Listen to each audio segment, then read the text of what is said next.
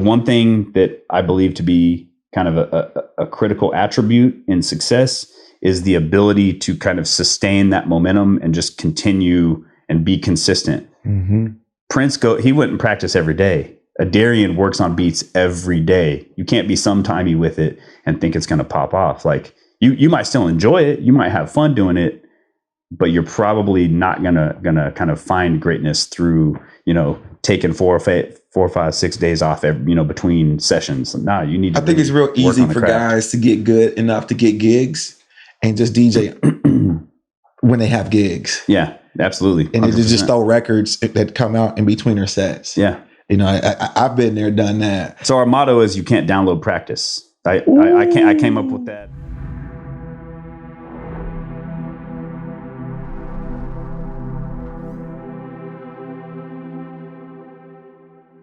Yo, what's happening? What's happening? Welcome to another episode of First Generation Wealth Builders, where we interview dope people who do dope things, and then we find out their relationship with real estate. So today, I have kind of like the ultimate DJ Renaissance guy. You know what I'm saying? So that's a little bit of everything from DJing, corporate gigs, owns a DJ school, and sells equipment. So you do a little bit about everything, man. But before we get started, man, let me introduce DJ Metronome. What's up, big dog? What's going on, man? Glad to be here. Man.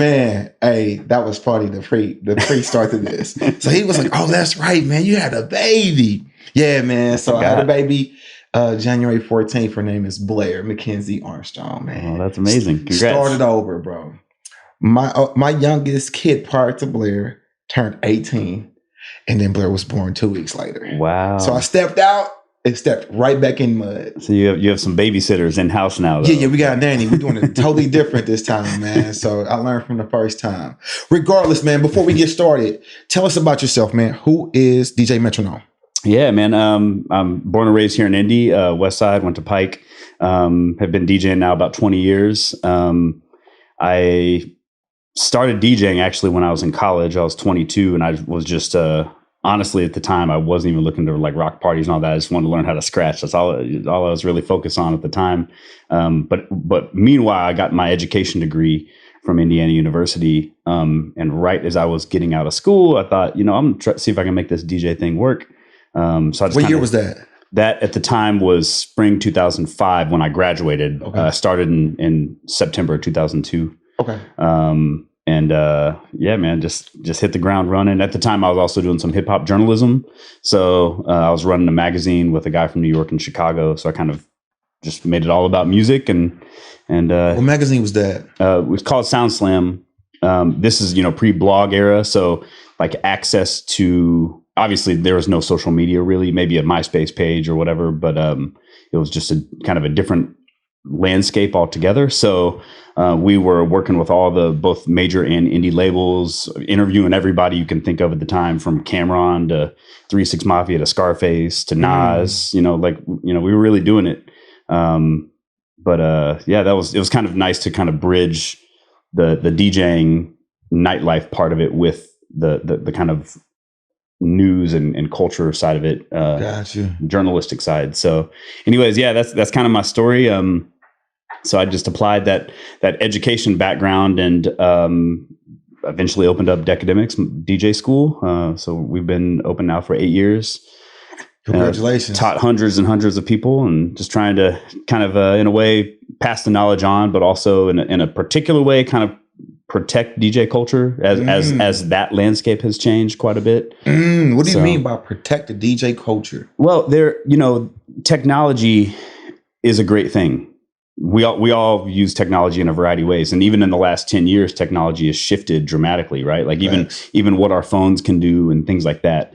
I know people that had the old what were the old joints, the sidekicks, the BlackBerry. Yeah. You remember how terrible the cameras were and stuff like that, years ago. Well, obviously, like as technology has shifted, it's been great because it's made DJing more accessible. The gear has changed, as you know, from what you started on years ago, fast forward to now.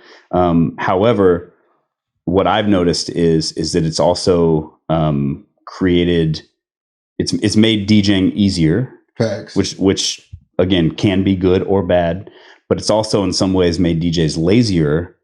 And you also lose some of the core principles that we could not have avoided. Correct. 20 years ago. Now you can just skip all those steps, and you can just so in that way. What I mean by protecting the culture is like we really pass on the history, the skill set, the knowledge. We try to build the entire foundation for the DJs, regardless of what genre you want to play, regardless of your age, regardless of where you're from. Like, we're going to teach you how to like really play these records well, rather than just stand up there, fist pump, and look cool. You know what I mean? So, gotcha. Yeah. Nowadays they just like keyboard DJs, just press play.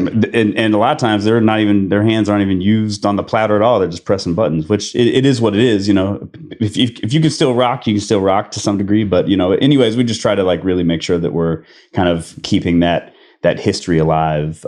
You know, we're not trying to keep it like 1973, but it's cool. When you come into academics, you must know who Qbert is. Invisible Scratch Pickles. Yeah, and all that. You know, the Cool Hercs up to the Kid Capris. So, you know, the whole lineage. It's all connected. So. Got you. So let's go back, man, to then go forward. Where did you get your name from? This is actually this is a funny story. So in high school, I'm gonna preface my name with another name. Okay. So in high school, 9th grade, my buddy Andy moved from San Jose to over here to the west side. Mm-hmm. And he was the first dude I knew that had turntables in his house, because he was a b-boy, graffiti artist, and DJ. He came straight from the Bay Area and kind of transplanted here and imparted that kind of culture on that, you know, neighborhood or whatever that we were in. So I was at a party standing next to him and another guy that did DJ, this guy Adam, and this girl comes up to me, and I'm just standing there. I'm just like literally watching. I don't know what's going on. And she comes up and she's like, "You DJ?" And before I could say no, my buddy Josh is like, "Yeah, he DJs." So now I'm like stuck. I'm just like, I guess I'll play along. We're just joking around. And she said, "What's your DJ name?" And I've always had facial hair. So Josh said, "Goatface, DJ Goatface." Okay. And I was just sitting here like, all right, Goatface. You know, I was just playing around. 5 years later, it's probably about 5 years later, is when I actually buy turntables and start DJing. Okay. So I was working on my very first mixtape, which was terrible, by the way, awful. And in that, I was working on that mix in Cool Edit Pro, and there's a metronome at the bottom to keep time. So one of my other best friends, Big O, is like 6'6". He always has short jokes for me. You know what I mean? So I put the G in there, like Garden Gnome, Metronome. And that's kind of, but again, keep in mind, I'm 3 months into DJing, and I certainly didn't think I didn't think in 2022 I'd be sitting down for an interview and somebody asking me about my DJ name. I didn't think I was going to go anywhere. So you didn't, so you're not working at this moment. Oh no, I was awful. Yeah. No, I was terrible. Look, I appreciate your vulnerability. Hey, look, humble beginnings, man. Like you got to really put in the work. So, like, how'd you get your first gig? How'd that come about? You know what I mean? Like, how did you progress as a DJ? The primary. There were some indie DJs I was already listening to. I was already a fan of Top Speed, Sonic from the Junction, you know, J2. Everybody remembers that. Yeah. Obviously, like Paul Bunyan mixtapes, and there's Maybe Isaiah too. That was hard. Exactly. That's a classic mixtape. Exactly. Yeah. So I mean, indies always had a lot of great mixtape DJs, anyways. So I was hip to the culture, of course, but down in Bloomington, I met a guy who kind of became, well, he was really my first mentor. His name's DJ Wushu. And he's a beast. He's out in Denver now. He's been DJing out there, doing real big things out there for the last probably 10 years. But Wushu was the first one to like let me open for him. So that became like my first regular weekly gig. And you know, you just again, I'm up there train wrecking mixes, you know, just trying to figure it out. You know, I wasn't any good, but you just got to be. I always joke that you have to be just a little stupid enough to want to keep doing it even though you're bad. That's funny. Because there's only one way to get better, and that's just to maintain some consistency and to try to improve upon those mistakes little by little. But it was a slow grind, bro. Like I definitely had my friends lying to me. Like, "Oh, you're killing it." No, I was not killing it. I was not good. But the joke's on you now. So I DJ for 20 years. Yeah. You know what I mean? I started in 96 though. Yeah. So we've came across each other, and I've played in all lanes. Mm-hmm. And so here in Indianapolis, this is just my perspective. There's the mixtape DJs, Mm-hmm. like the street guys. You Yep. know what I mean? That I would say back in early 90s through the early 2000s, we kind of played that side B. Yeah. We made the songs that didn't go on the radio popular. Yeah. And then we remixed them. Then you got the club jocks that were more so like the Paul Bunyans, the Kenny Kicks, Right. those type of guys. And then you got like this underground culture of scratch DJs, like Top Speed, Right. and you know, and a lot of those guys. Would you agree on that? Yeah. Totally. Yeah. Where do you put yourself at? Yeah. Great question. So again, and part of it was just my personal growth and development, because I didn't go into it with because I started with kind of the intent not to play out, but just to learn how to scratch. And then as I started to play parties and gigs, I developed an interest in that. Okay. But for me, and this also just kind of aligns with my personality type, I prefer balance. Like I need balance in my life at all times. So for me, I just feel like I've developed into a well-balanced DJ where I eventually got, into and got pretty good at doing some of the club stuff and developed some popular parties over the years. But for me, I think I'm kind of like a jack of all trades, master of none kind of a situation. Like I could, I have mixtapes that people love. I have this Soul Supreme mix that I've sent boxes of them to Germany and France and Japan. You can find these mixes all around the world, but at the same time, you can find me at, my local spots. We used to do Tantrum different nights together, and Divine Wine Bar and a bunch of spots over the last 15 years. So what was your favorite spot?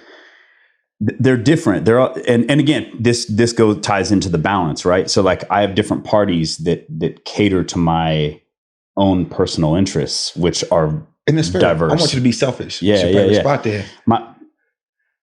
I got to promote this because this is still going. But so next week, I have a Tuesday night at Coach's Tavern I've been doing, and next week is our 16-year anniversary. To do that for a weekly is like hard. You're going to be hard pressed to find many parties in the country that have gone on that long. No doubt. Period. Even bars to stay open that long. Too. Even bars to stay. I've been there longer than the owners. So they were bartenders when I started that joint. So that obviously is my favorite. But I mean, so why is that your favorite though?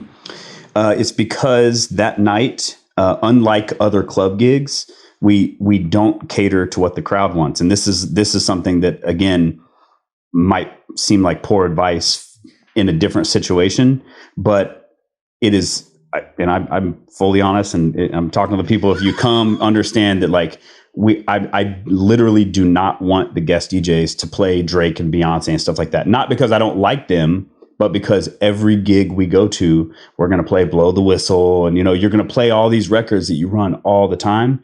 This is a DJ's night. I want you to get off those records that you feel like you can't play at the club on a midnight on Saturday. Got you. Play some 90s R&B cut that you haven't played in the last 5 years. Like, what are those records that you personally enjoy? A lot of DJs listen to music different music than they actually play. That's something else. 100%. What you drive around to is probably not what you play at the party. Fact. So I want you to come to Coach's and play what you drive around to. Got you. That's why I was always in the club like, bro, play Dreams and Nightmares. Yeah. Before everybody got on it. You were, I think, the first one. Before everybody got on there. He was the first one. Up at Tantrum, I remember. Now, I got to jump on your back. I've never heard you play Drake. And then I said that to somebody that was like, he does not play Drake. Is that true? I play Drake in certain spots. I played Tiki Bob's last week. Of course, I played a bunch of Drake records. I personally, and this is gonna probably offend a lot of people, I think Drake is mad, corny, and overrated. Okay. And I don't personally like him. He's got a couple records that I rock with. I love Lord Knows, and there's certain records that I enjoy. But like, nah, Drake is not at the top of my list when I'm DJing. Gotcha. Absolutely not. I hope that shit don't go viral. Go viral. I think he makes good records. He's just not personally somebody that I'm like all about. He doesn't he doesn't speak to me personally. No, I get it. I know he speaks to other people, but to me, nah. So yeah, I mean, he's got some joints for sure. He's got a lot of joints actually, but yeah, that's you're going to be hard pressed to hear a lot of Drake. He's deep down in your computer. I have a lot of his stuff. It just doesn't get played often. Understood. I'll say that. What would you say your competitive advantage is as a DJ? Ooh, competitive advantage. A couple things. One is my ability, the diversity that I bring musically, because and also tied to that, the type of events that I do. You mentioned the corporate events. I have a long history. I've been working with Red Bull heavy for the last 14 years. I do a lot of corporate work. As we both know, a lot of club DJs don't know how to get into those rooms and play certain records. They might not even keep clean versions in their computer. You can't be doing something for Chase Bank, playing something wild. You know what I mean? So I would say my ability to cover a wide, expansive array of music, both in terms of genre, in terms of age. I run, to me, I like to run records that I consider classic records. That does not mean that they have to be new. So I can find, and people know this from hearing me at coaches and other spots. I have no problem running records from the 60s, 70s, 80s, 90s to damn near any decade. You know what I mean? So, and finding a way to make it work. So I think that is definitely a competitive advantage, because any space I get in and virtually any crowd, I have something for that, I would say, generally speaking. And then the other thing is, I mentioned this earlier, but consistency. I'm really about consistency and showing up and making sure that I'm trying to present things, especially if it's a recurring gig or a recurring relationship. I want to make sure I'm able to deliver. So, and then the other side to that is, we didn't mention this earlier, I also own a sound company. Oh, yeah. So, I didn't know that. I'm sorry. No, you're good. So I own all of the equipment that I will ever need, right? So I can essentially take on any client, up to a couple thousand people. So I have, tons of sound, and so if somebody calls me and says, "Hey, I need this," I don't need to call anybody else. I got what I need. I can show up. I can do it. And I think that gives me an advantage as well. Nice. To rock literally any situation. Got you. So you, as a DJ, you later pivoted to teach other DJs. Yeah. What kind of brought that on? Yeah. So, to jump back to Indiana University or actually right when I started DJing, I think it was the same year, maybe the following semester, I got involved. Remember the magazine? There was both of those guys from New York and Chicago were both students at IU as well. And the guy from Chicago, Alex, he actually runs a record label now, and he ran a really popular website in Chicago. He was part of a group called Hip Hop Congress. So this is, again, 2002, 2003, 2004. Hip Hop Congress was a national nonprofit that existed in, 50 or 60, 70 chapters across the country, mostly on college campuses. And we would go to national conferences every year and stuff like that. But we operated at IU. And when I moved back to Indy, they wanted me to open up a community chapter, because Oakland had just opened. They were trying to push not just college campuses, but kind of we promoted social and civic responsibility. We would do events for the community, fundraise, do all kind of stuff like that. Voting rights stuff, all kind of stuff. But in lieu of that, I got with a small group of people over at the Martin Luther King Community Center at 40th in Illinois, and we met on some just hip hop stuff of trying to help the community. But I told them about Hip Hop Congress, and we started a chapter there. And from that, we wrote a grant, got $5,000 from the city, from the INRC, I believe, and that was to teach classes. So we were able to start a DJ class. We took that $5,000 and put it into DJ equipment, some equipment for emceeing poetry. So we had somebody teaching MC poetry and then breakdance. And we did that in the basement there at the MLK Center.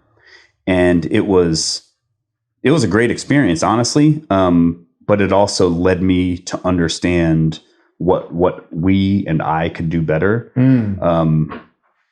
For example, we had you have School 43 right there. They would come over after school. You might have 20 kids down there on like 3 pairs of decks, all scratching over each other, 1 pair of speakers. You're in one room. I remember seeing this stuff. It was just chaotic. You know what I mean? It was just like hard to, Johnny, stop doing that. So it was just crazy. So it just led me to understand that this could be really dope, but I need to rethink it, reinvest in the project, and kind of put a real curriculum behind it, find a real space with separate rooms. So all of this led me to the thought about Decademics. I saved money, wrote the curriculum, designed logos and all that stuff. I did all that stuff for the most part. And then also with Doug Morris from Old Soul Entertainment, he came on as a partner as well. But yeah, so that's kind of how we got to Decademics was through Hip Hop Congress, and then through the MLK Center, giving us a space to kind of, just try it out. Got you. Yeah. So you've been at Decademics 8 years? 8 years. We just had our 8-year anniversary. Congratulations. That's big. Thanks. 8 years. I've been in business selling hair for 10 years. Yeah. It feels like it's been longer than that. Absolutely. And I congratulate you, because being in business today is 10 years or 8 years. It's like being in business back in the old days for 20. Right. The way things move. Yeah. Now, how many teachers do you have over there? It's kind of a rotating cast, but total on staff right now currently, the pandemic changed some things. Okay. People had to kind of make some different decisions. But as of now, I think we are sitting at myself and 7 DJ instructors, and then we have 2. We opened up a music production program as well, so we have 2 instructors that lead that. Got you. So you can go over there and learn how to produce. Yes, absolutely. Understood. Yeah. Understood. Do you know how to produce? I took the class. I wanted to know how it worked. I had already kind of messed with production. Okay. I had an MPC and machine and stuff over the years. I do not call myself a producer. Okay. I can make some tracks. Beats by Metronome. I'm good. You know what I mean? You gonna have your tag in the beginning with the lady. Beats by Metronome, baby. Got you. All right. Now, so about how many students have you trained, or how many DJs have you trained to put out there? Oh man, I haven't actually counted. Hundreds at this point. I mean, we have 4 levels, so someone may take a class, or they may go halfway through the program. I haven't actually calculated, but I would say for just having somebody walk in the door and sign up for a class, probably 400 to 500 so far, somewhere in there. That's quite a bit for a small town. Yeah. Mm-hmm. Yeah. Got you. And then we've had ones that have obviously gone through the program and are DJing all the time now. Some of them are professional DJs. I was going there. Yeah. Which student is your most successful student in your eyes? It doesn't have to be monetarily. It could be like skills wise, or that student could, is achieved their goals via the support or the launch pad that you gave them through your school. Yeah. There's a few that stand out, and then there's others that are like really still growing into that space. So who knows what the future holds. I would say 2 kind of early on, both on the music production and the DJing side. So DJ Prince is probably the most well-known student that we've had. He really blew up after, getting I remember he had a classes. controller doing Instagram videos. That's how he started. Yeah, exactly. And man, I used to get so mad because grown men would be on there like talking crazy, like, you can't do this on Techniques, when he was actually learning to do it in class, but he just didn't have them at home yet. Now he can smoke their ass. Though. Yeah, now he can smoke them. Yeah. He's cold with it. So Prince, for sure, he ended up, going on to, he's on the radio. He's been on the radio for years, and he's kicking it with Jazzy Jeff's house and all kind of stuff. I saw that, doing stuff, corporate Nike and all kind, New York Fashion Week and all kind of stuff all around the country. So he's really kind of exploded in the last 5-6 years for sure. He actually reached out. He wants to dive into real estate. So later, yeah. He's a good kid, good family. Yeah. So shout out to the Robinsons. The other side, on the music production side, we have a student named Adarian, and he went through the whole DJ program, and he was one of the 2 students that we tested the music production program on, just to see we didn't even have our other space yet. We took over a different part of the building that we're in now. But at the time, we just tucked him in a little room on a table, and he has really developed. He's just did a track for Yo Gotti. He's working with all kind of people now. Oh wow! He just did something. What's my man in Detroit? First Day Out, dude. I know what you're talking about. Yeah. Pulling a blank on his name. Think. Yeah, me too. But I know exactly what you're talking about. Yeah. What's his name? Oh, it's gonna bother me. Yeah. It's all good. Mike don't listen to music. He'll be all right. I was there when he recorded that song. Yeah. Me and Daddy were there when the first day out we recorded it. Oh wow. Yeah, I'm pulling a blank on his name as well, but he just did a track for him. So I mean, he's been working with a lot of people. I want to say 21 Savage, you might have just had a record with. He's co-producing, as which is kind of becoming more commonplace now, where like him and a couple guys will work on tracks together and then source them to artists. But he's really, really doing it. So I'm super proud. Do you hold any royalties on this type of stuff? I don't, man. You know, it's I suppose the business person in me should, but I'm really just happy to see them. No like doubt. Doing their thing. It's people come in. Not even T Grizzly. That's right. That's right. Yeah. There we go. Yeah, people come in rapping off beat. You should have said right. Yeah, but people come in, not necessarily with specific goals like that. They just come in to learn something new, do something after they get out of school or off work. I mean, we have accountants and doctors, but we have people that want to do it professionally. No one knows where that is going to lead, right? Understood. Like everybody gravitates to different pieces of information or different skill sets. You might be good at this, but not so great at that. You don't know where it's going to go. So, but again, consistency, like the people that have done it well, this is one thing I will say, this probably applies. You would probably give people similar advice, but the one thing that I believe to be kind of a critical attribute in success is the ability to kind of sustain that momentum and just continue and be consistent. Mm-hmm. Prince he wouldn't practice every day. Darian works on beats every day. You can't be sometimey with it and think it's going to pop off. Like you might still enjoy it. You might have fun doing it, but you're probably not gonna kind of find greatness through, taking 4 or 5, 6 days off, between sessions. Nah, you need to. I think it's real easy for guys to get good enough to get gigs and just DJ when they have gigs. Yeah, absolutely. 100%. And they just throw records that come out in between their sets. Yeah. I've been there, done that. So our motto is you can't download practice. I came up with that with a young student. I was talking to a kid. He was probably 13 at the time, and kids grew up again, different generation. Wi-Fi, internet, everything is fast. They didn't deal with dial-up back in the day. They don't know about that, that tone when you're trying to get on the internet.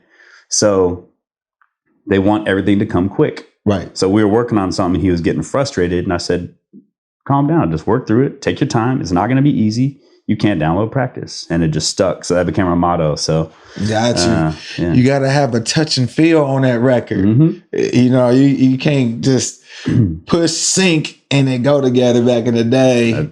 Now, real quick, who's your all-time favorite DJ? Oh, man. I just need one. I can't give you one, but I can give you a few. Okay, cool. So again, this speaks to my diverse kind of interests, I guess, even within music. So in terms of just all around ability and skill and everything that he's done, Jazzy Jeff has to be up there. There's not much he hasn't done. Agreed. He's got the skill set. He's got the records. His transitions are flawless. Transitions, first Grammy ever. You know what I'm saying? He's really done it at a very high level for a long time. But then there's guys on the skill side that really influenced me a lot. The Beat Junkies from LA were like the number one crew. So DJ Babu, Melody, all those guys, J-Rock, your average person doesn't know them. Facts. But like they were super influential to me personally. And then there's some new guys that I just kind of got hip to a few years ago that I consider to be greats. There's a guy named Coco out of Japan. Don't know him. He only plays on 45, so no computer, no Serato. This dude is an alien. Like what he can do with these records is on 45s, the small records. Dog, I'll send you a link. It's silly. Like what he can do with these records is just silly. Gotcha. So Coco is definitely, I think, he's got to be one of the best on the planet, hands down. Scratch Bastard, my homie from Toronto. I think he's kind of, and not quickly. He's been at it for a long. He's been winning battles since the early 2000s. He has transitioned into Twitch, and he has his whole Bastard barbecue thing. He has his own hot sauce. Like, he's kind of taken the model of both good DJing, party rocking and skills, and the commercial part of it all, the business side. Mm-hmm. He's kind of wrapped it up. I think he's got to, be a noteworthy one. So got you. Yeah, I can dig it. I can dig it. Back to business though. Yeah, you now sell equipment. We do. How the hell do you land, contracts with some of those top people like Pioneer, Rain? Yeah. Mm-hmm. Like how, tell me about that transition in your business. Yeah, that was a decision that I made when I was trying to, like any business owner, you have to kind of like go over the numbers and figure out what's working, what's not, what might help us, what might give us an advantage. And I realized we would get a lot of students. Damn near every student would come in, take classes, and then they would say, all right, I need some stuff at home. What should I buy? So I was sending them to other places. But then also the market started changing. As we don't teach, for example, I'm getting kind of specific here, but we don't teach on controllers. We only teach on turntables for the reason of teaching good habits, not because necessarily I'm anti-controller. Wait a minute. Do you got a controller that you've ever used? I personally don't own one, but I think I'm about to grab that new Pioneer joint. Okay. But because I've never seen you on a controller. I've not used one. No. Okay, go ahead. I'm so sorry. You're good. You're good. But because of that, Guitar Center and Sam Ash, as you know, they weren't really selling turntables like that. No. Technique stopped making them. They became harder to find. So I just felt like it was a good business decision as a revenue stream. Now, the one thing I maybe didn't think through so clearly, or that I learned very quickly, was how much money gets wrapped up in inventory. That is something that is a very real, can be a stressful, especially starting sometimes. Because you don't have a cycle of people purchasing, exactly, and ordering. You don't have your what do you call that? Your sales cycle going yet. Yeah, exactly. You know what I mean? Yeah. So it's your front. And 2 turntables are probably a controller is $2,000, $3,000. Yeah, exactly. So yeah, and you add the mixer and turntables and needles and all that stuff in, it can get pretty pricey. But ultimately, it became a good decision. We are still working through the thing I've learned I hate the most, and you'll laugh about this. Maybe you can give me advice later, is digital marketing, as a small business, trying to compete with the Sam Ashes and Sweetwaters. I was going to ask you about that. They're investing lots of money into ads. Right. And as a very, very small local business, we obviously don't have the same amount of money to invest, or we haven't been around nearly as long either. So there's some challenges there, but ultimately it's been a good decision. We're still growing it. It's improved each year. We keep adding more and more stuff to inventory and more companies that we're working with, depending on, headphones and, the audio interfaces and just all kind of stuff. So I got to ask you though, okay, you decide you're going to do this. Who do you call? Google and YouTube. No. What do you mean? Like in terms just of to start, companies? Hey, I want to start selling Rain equipment. Yeah. That individual is just not like. Yeah. So I had to out there like that. Yeah. And they don't really make that. They don't really make that info very kind of present on their websites and stuff. But I started to see, find a dealer pop up on certain pages, and then I would realize if I go here, it'll take me to this page, become an authorized dealer. In terms of business, some of them, they require different amounts of investment upfront. So it depends on how different companies will say, all right, you need to spend X $1,000 to become a dealer upfront, and then and then we have this and this and this terms beyond that, right? So it was just kind of figuring out what we could do. Rain was the very first company we started with. Eventually, we ended up landing Pioneer, which was our probably the largest company, or definitely the largest company. But yeah, we run the gamut, and selling records and scratch records and all kind of other stuff too. Little all kind of little trinkets, USB cables, things like that. So. Got you. So as far as marketing, like digital marketing can get expensive. So typically you got to pay a monthly retainer to the marketing agency, which is already eating into your profit, whether it's like, $2,000 or $3,000 or $4,000, depending on how large the company or the person that you're working with is going to charge you. Mm-hmm. That's not including your ad spend. Right. So I don't know what type of budget those larger companies have, but I can only imagine they're multi-million-dollar companies. Right. Yeah. But I think that something that could assist you is doing marketing that pays for itself when you get the sale. Yeah. So maybe like refer a friend, affiliate programs. Yeah, that's smart. For your current 500 students that you had. Hey, we're doing an affiliate program. Therefore, anytime that you refer somebody, here's your link. So when they order with your link, like you're just going to get a 5 or 10% kickback. Smart. I don't know. Therefore, they get paid when you get paid. Right. So you don't pay out until the transaction comes through, as in contrast to paying, hoping to get somebody. Yeah, that's really smart. So I just came on the show to learn from you, man. But I think that might be something that you could leverage. Yeah. Yes, it eats into your bottom line, but that's so marketing, right? Right. So, but I think that could be a way for you to kind of like step into it. It's just an affiliate link and create links for everybody that comes through. Yeah, it's great advice. Yeah, and they can just earn by being a member at Academics. That's smart. Yeah, got you. All right, so now you over there, you say you're outgrowing the building. What is your relationship with the real estate over there? Is it a long-term lease, short-term lease? You've been over there for 8 years. Yeah. Like what's your setup like that over there? Yeah. So thankfully the landlord is super cool. We've already expanded once into a different part of the space. And now we take over about 2/3 of the building. The last third of it I'm interested in, but I have not yet been able to get access to. Okay. We have totally maximized and essentially outgrown what we have. So I have been looking at buying. What stops you from not pulling the trigger on buying? A couple things. Part of it, to be honest, is just maybe not fully understanding what will be involved in that process. Because I've bought a home personally for myself, but commercial real estate is, from what I understand, a little bit different. So I've just been doing some research on that. But I've been looking at kind of buying some properties. I've been, checking out what's going on around here. Also, location is important. I didn't want to move to just to be real, I didn't want to move to a north suburb or something and not have access to other people kind of locally in the community that could get here on Indigo. We're prime real estate right here. Yeah. And exactly. Yeah. We're prime real estate. So I like where we're at, but I'm just trying to. And we're neighbors, by the way. Yeah. We're neighbors. 3 doors down. Yeah, that's right.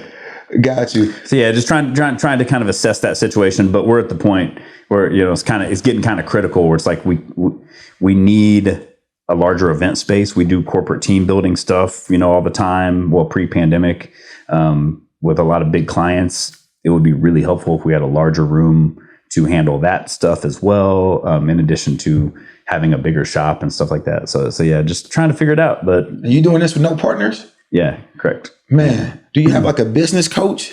No, I self-taught, just jumped in. I'm just figuring this out, man. Got you. Yeah. Got you. Tell me about some of your pitfalls, like, cause that's difficult and it gets lonely figuring it out by yourself. This is a blessing and a curse, but I guess I'm a little hard-headed, and I just try to. I'm real DIY. I just try to do it yourself. You know what I mean? That's Mike too. That's why he's laughing. Jump in and figure it out. It's just kind of how it goes. But it definitely can be challenging. I definitely have members on my team that keep me honest. Cool. And they tell me, my other employees are like, "Yo, you're doing too much. Let me help with some of this or that." But a lot of times it's there. The work is there. Whatever it is, doesn't matter what it is. I'm just going to do the work. Whereas I'm not afraid to delegate. It's just, if it's sitting right there, I'm just going to do it. And that's actually something I'm really trying to work on. Gotcha. So in terms of the coaching part, I don't really have a coach. I'm just trying to figure it out. I was told by my mentor that every business person should have a mentor and a therapist. Yeah. Oh, that's smart. Yeah. So like the therapist part, I've been to therapy where I just went when I felt like I needed it. Right. You know what I mean? Hardship, things of that nature. But last year was kind of tough for me. The transition in the pandemic was different for me. Right. I kind of pivoted too slow just because like I was losing employees and didn't understand. Right. We've dealt with that as well. I thought it was my leadership, so, you self-reflect and you kind of like, shit happens. Tomorrow's new day, 24 hours, Right. New day. But then it just kept happening and then turnover. And it just like, I found myself in a dark little place in itself mentally. And that's personally, right? But that also affects your business. Right. And so like, I just didn't pivot fast enough, not understanding what it was. Yeah. And in my mentorship groups, we were talking about the shifts that were occurring, but we just didn't have our thumbs on it. You know what I mean? So like now I use a lot of virtual assistants overseas. So I have employees for like $2.50 an hour to $3 an hour. Wow. I got people that manage my Airbnbs. I got people that do e-commerce stuff. And I was paying some people here $45,000 wow. a year. That's crazy. So I reduced a lot of expenses, and that has helped me navigate with lower sales, decreasing my vitamins. So we're currently working on building an app, and a lot of that stuff, you can certainly find that people locally in the U.S. to do that, but outsourcing to India and Pakistan and Ukraine and other places is pretty common as well.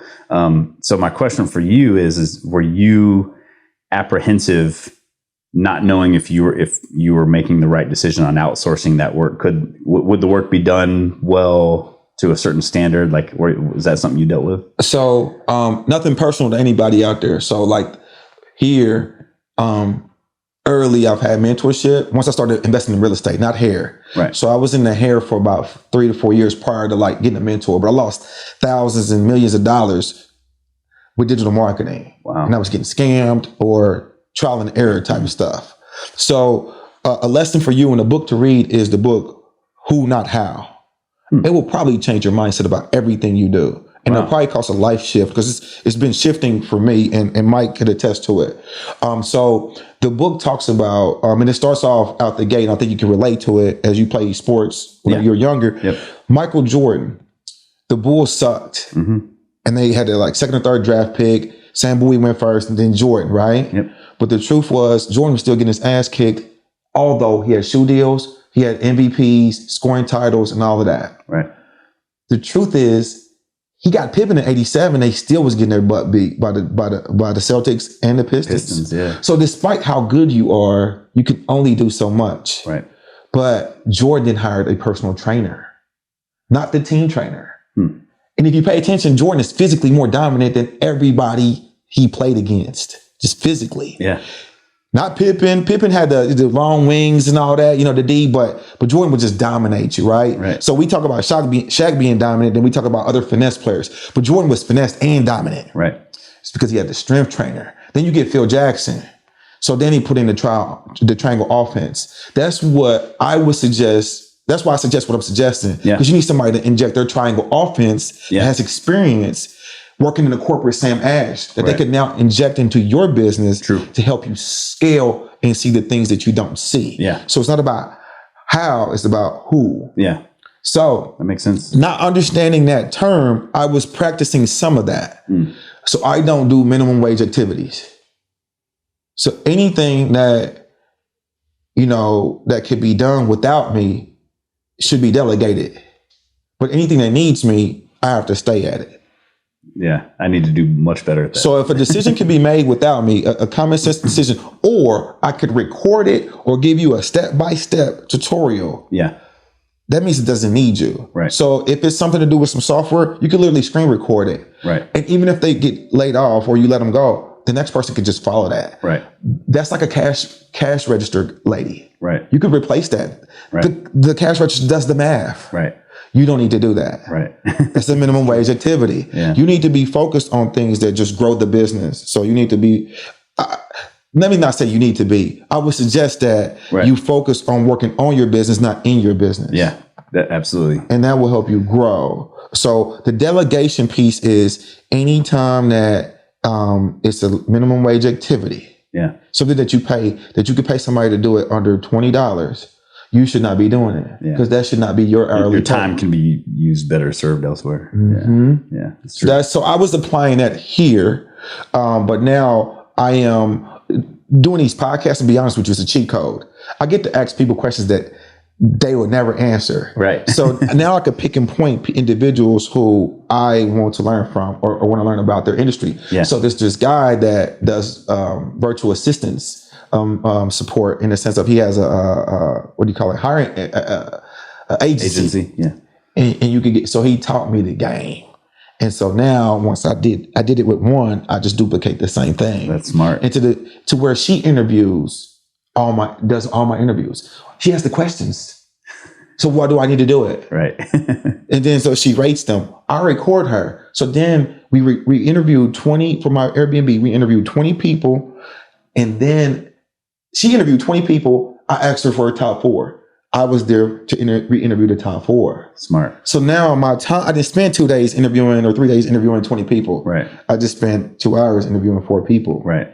And that is how we condensed, that process. Yeah. So it's little stuff like that. I am still evolving. I'm not where I want to be, but I think that could be of help to you. Yeah. No, absolutely. That's great advice. So again, the term minimum wage activity is kind of like, maybe not the best phrase, but you have to look at it like that because are you a $20 worker? No. Correct. Yeah. So like you need to hand it out. Right. You know what I mean? Because if you're working that, you're actually taking away from your true potential. That's true. Yeah.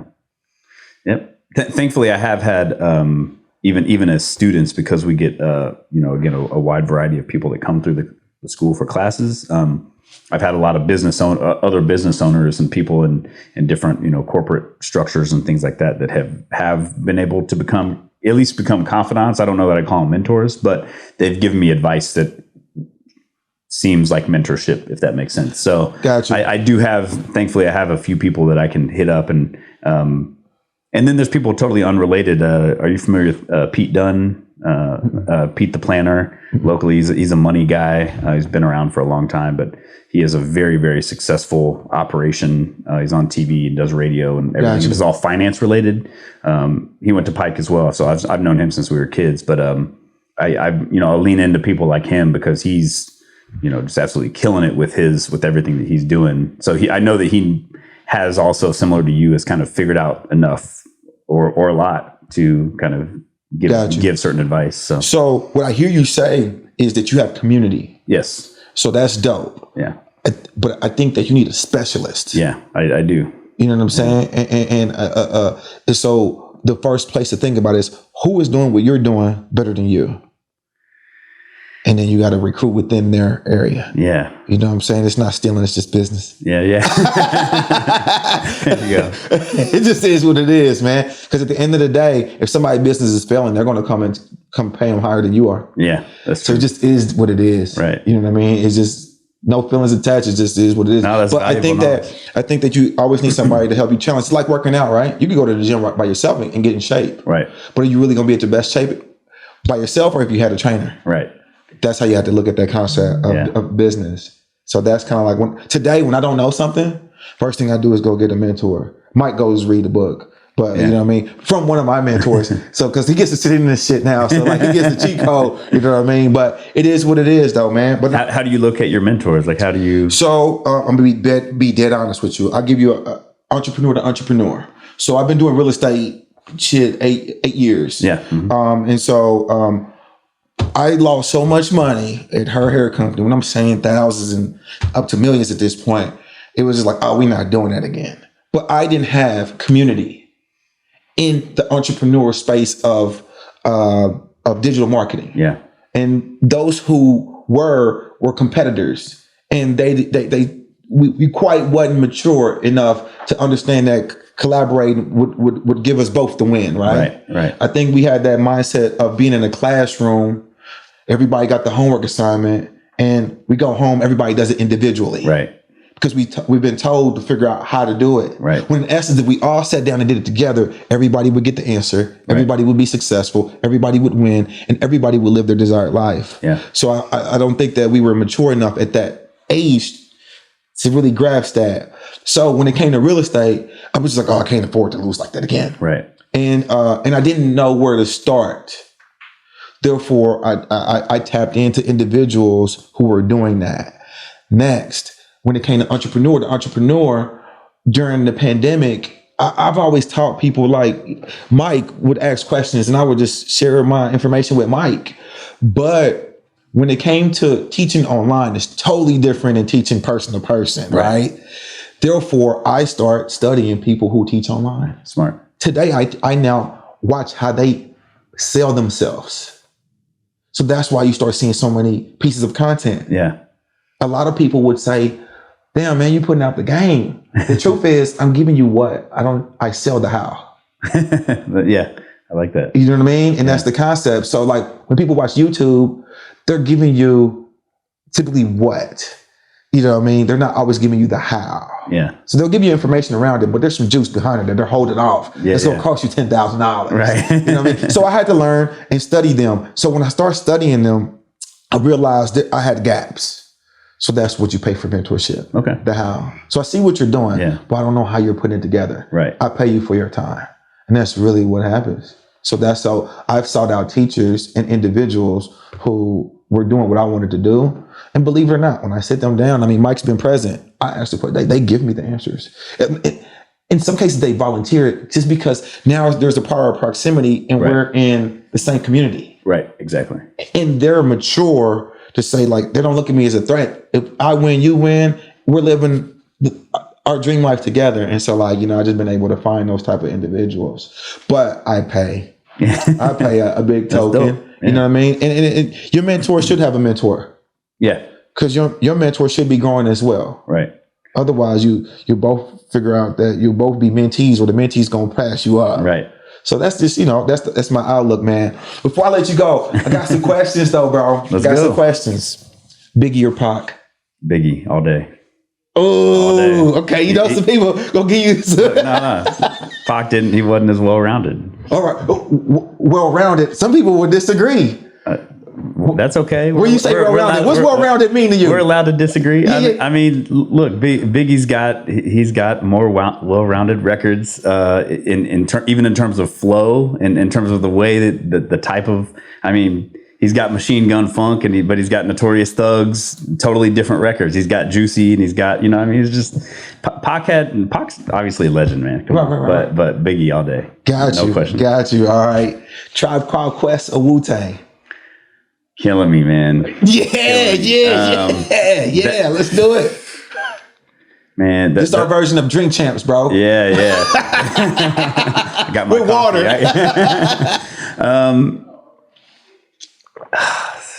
That has to personally be a tie. I just can't. Ooh, you would have to take a drink right now. Look, Nori would be like, "Let's go." I can't separate those because they were both so impactful to me. And both of them have aged well in their own right. Like, correct. Wu-Tang sounds like trash, the sound quality, but like you the can, rhymes are it's just man, and how they impacted the culture. Now those that's a tie. All right, cool. Nas or Kendrick Lamar? Oh man, yeah. You ain't heard that one before. I have not. That's a tough one. This one, so I'm gonna give you a theory here, but I'm gonna explain myself. Okay. I personally would pick Nas, but I love Kendrick. Okay. But here's my theory, and I believe this to be generally true. I think the music that people consider great comes from their growth between 12 and 22. Mm-hmm. Like those are the records that we grow up with and grow into, and it's like that. We reflect and compare everything to our pivotal years as listeners, and where we're really kind of defining our own ideas of what things should be. So for that reason, I was that age, during those years. So Nas, to me personally, I would, but nah, Kendrick he's incredible, man. Okay. That's fair. That's fair. Nas I'm so sorry. Scarface or Cube? You are killing me with these. Yeah. I think Man, this is too tough. I think personally, I have to go with Ice Cube, but I think Scarface he's truly one of the goats, and Underrated. one of the most hands down. And I've gotten to interview Scarface. I've gotten to play shows with him. I have owned more Ice Cube records and projects. I think those sit with me a little bit better. But his face he's like super OG. Fair enough. All right. Last one. Jada or Fab? Jada.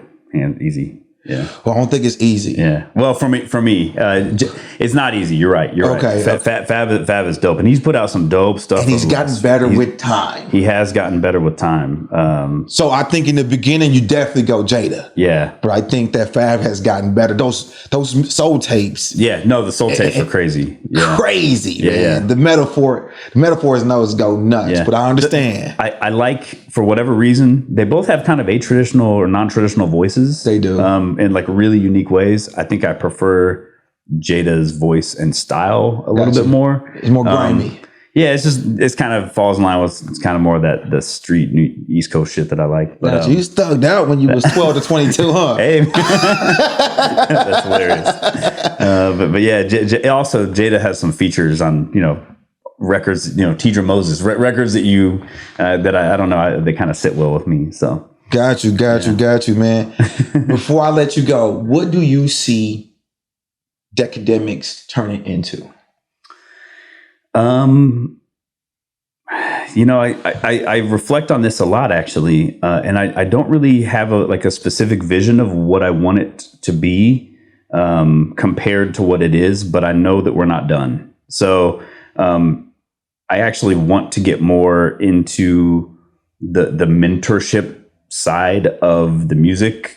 I don't really necessarily mean the music business, because some of it is, legal framework and all that stuff now that we're doing the music production stuff. But I just think in terms of like teaching people how to operate within, how do you handle getting gigs and dealing with community and all That's that big, stuff. Man. Yeah. There's a lot of DJs that we know that are very talented, but are not business savvy. Yeah, exactly. Yeah. So I think that there's still a lot of, and we do that personally, kind of like one-to-one situations, but I think that there's ways that we can expand quite a bit into that space. I'm not really sure what's going to happen, like where, how we're going to change or where we're going to expand or downsize. I don't know. I don't know where we're going to end up, but I know that I know that we're not done, and it's going to be an interesting journey.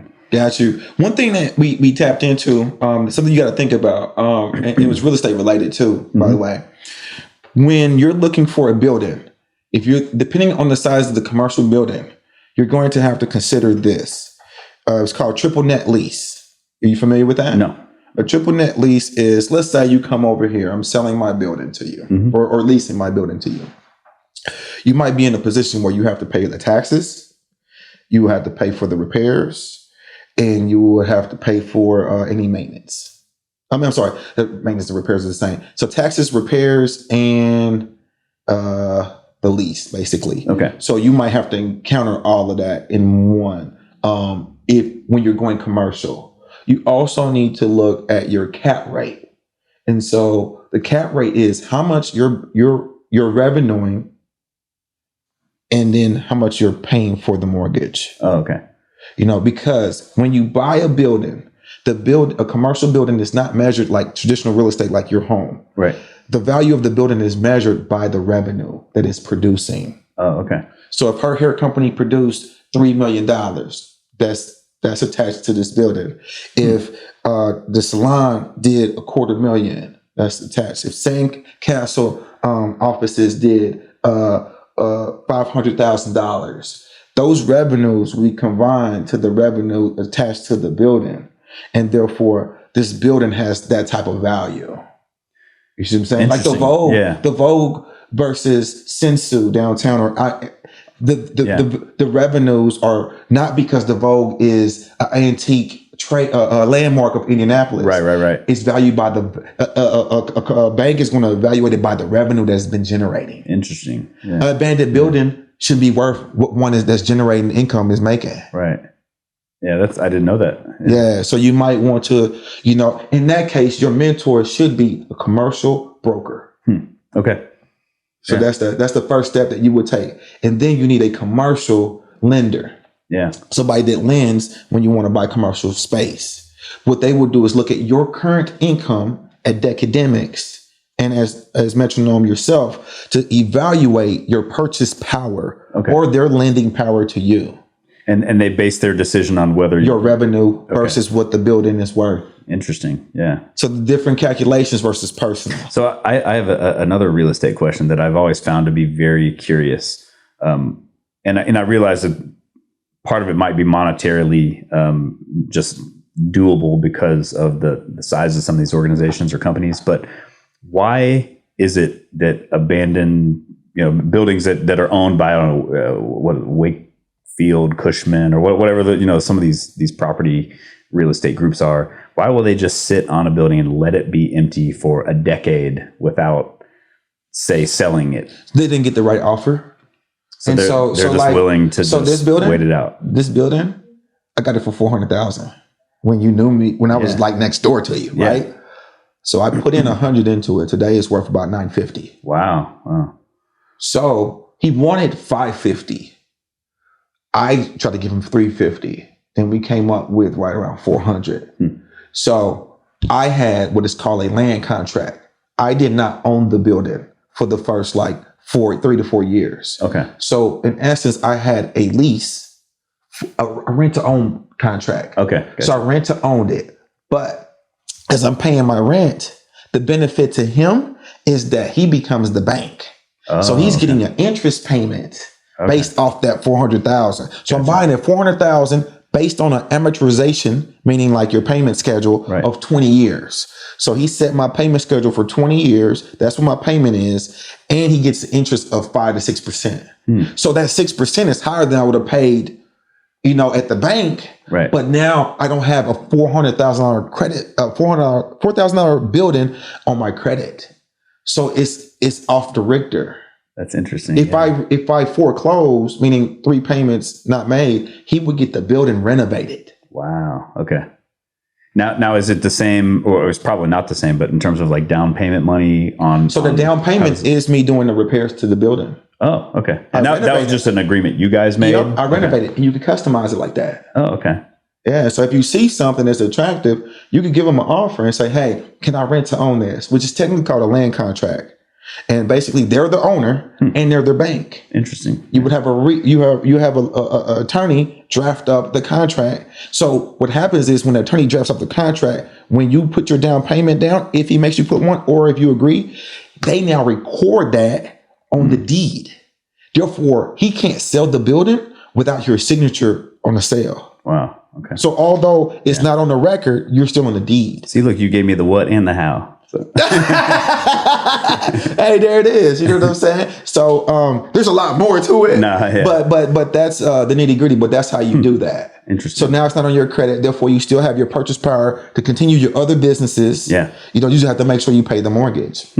Now, what then happens is this: you're going to have either 3, 5, or 7 years to pay him off. Okay. You're not going to do that. What you're going to do is, because in 5 years, the building has appreciated and you've renovated it to cater to what you need. Right. So the value has went up on the building. So, and then with appreciation in 5 years, you're going to have the ability to then come in and buy it with a traditional loan. So it's in essence a refinance. Yeah. Okay. So now you get the money back out that you put in because of appreciation, and you get moving. And now you own the property. That's smart. Yeah. Hey, so we both learned something, man. I appreciate you coming through, brother. Yeah. No, thanks for having me, man. I want to thank you, man, for coming through and listening to another episode of First Generation Wealth Builders. Man, it's been a while, so I'm stuttering. Make sure to tell a friend, man. It goes down. This is where we interview dope people and we find out the relationship to real estate, man. My guy, Nick, thank you. Yeah, thank you. All right, now. Till next time. Peace.